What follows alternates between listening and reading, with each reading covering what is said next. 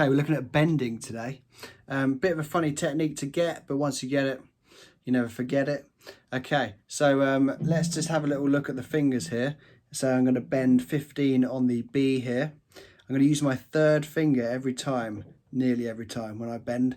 My third finger on 15, but instead of just doing it with one finger like this, look, I'm going to do it with my second and first finger on the 2 frets behind, just to really kind of reinforce that bend, give you a bit of extra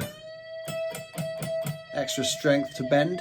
Also, you might notice my thumb is up here, look. You want to have that kind of anchored above the neck there like that, so you can really kind of,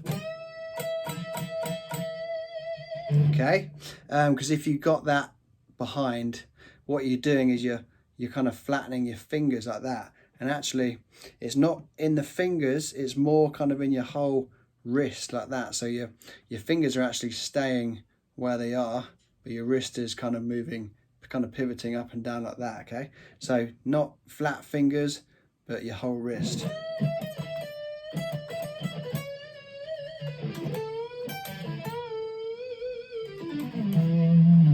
Hopefully that helps.